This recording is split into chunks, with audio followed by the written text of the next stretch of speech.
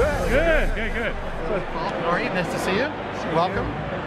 So Bill, you talked about how you had to sort of gulp when they said we're going to do a Mustang SUV. Tell me about your thought process. How did you come around? Well, you know, it was interesting. So when it was first proposed to me, well, actually back up, the very first electric car we're going to do is going to be more or less a compliance vehicle. And that excited nobody. So then we went back and said, okay, make it a great electric vehicle. But then it was, I'm terrible at timelines, as you know, but maybe it was 9 months ago or so. They came to me and they said, you know, we really think we can make this Mustang inspired, we can make it very Mustang-like. I said, you guys aren't telling me you want to call this a Mustang. And they said, and no one would say yes, but nobody said no either. And I said, no, it's, you know, I'm sorry, you know, I don't want to hurt the brand, this is not going to be a Mustang. But then as it evolved and I started to see the performance characteristics, not just the 0 to 60, but also the handling dynamics, the driving dynamics, and the styling kept evolving. And at some point I realized, yeah, this is a Mustang. And the pony could go in the grill. And, you know, and I think it's, and it doesn't replace the Mustang car that I love. It's an addition to the family, and I think it's a really important one.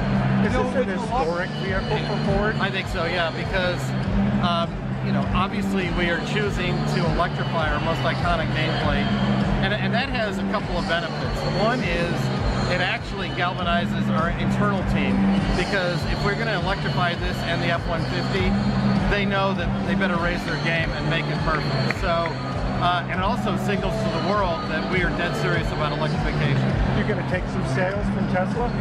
I will take sales from wherever we can get them. I mean, this is going to be, I think, a really strong entry into the marketplace. I do. The unveiling obviously is right in Tesla's backyard for their design studio. Was that a shot across the bow at all? I didn't see him in the audience tonight. Was he here? So how big was that range anxiety issue? Well, it always is anytime you talk about electric, and I think one of the things that I felt very good about as the team kept unfolding this is the number of charging stations that we have available. I think it's about 3 times more than anybody else has, you know, and obviously range is something that we're going to always continue to work on, but we felt that we kind of hit the sweet spot on this one with the range. So Bill, where do you go from here? What I find interesting is you're taking an unusual approach in terms of how I understand you're electrifying. Some folks are just going to unique platforms, unique cars, yet you seem to be taking a multiple-pronged approach. Flexible platforms that can do anything, yes. Unique platforms, joint venture with Rivian, a joint venture with VW. Nobody is doing so many different things. How does that work for you? Well, you know, first of all, you know, in some respects, in terms of the partnerships, we can't do everything ourselves, and we shouldn't. So we're, you know, whether it's Mahindra or VW, and you know, but you're talking about specifically electrification.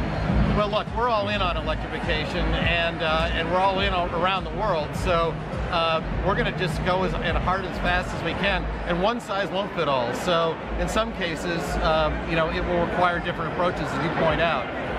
You know, Rivian obviously will be a very different kind of approach for us. Yeah, how soon Rivian's coming, the F-150 electric, all electric and the plug-in are coming. Right. How soon are we going to start seeing it? You take us out 3 or 4 years.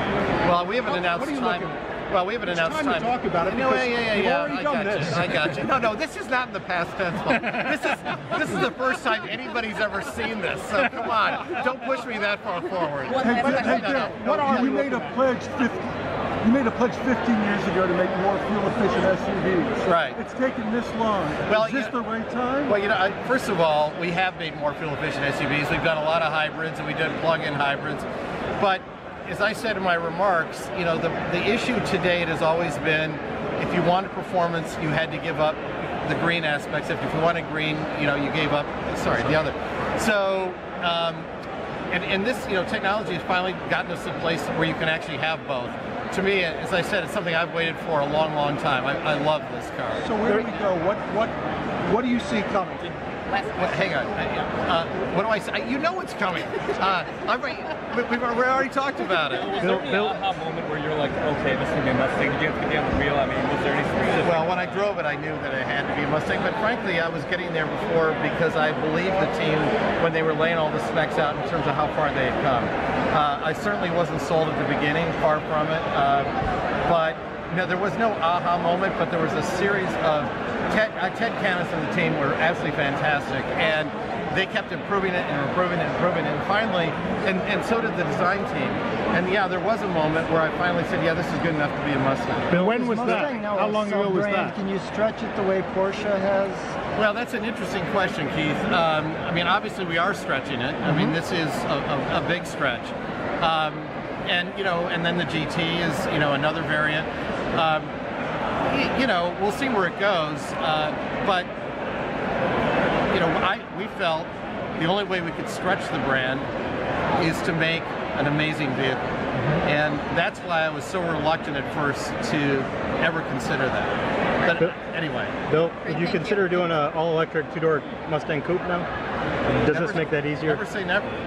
Never say never. Hey, do you know that we're a block from Tesla's Design Center? Excuse me? We're like a 3-minute walk from Tesla's Design Center.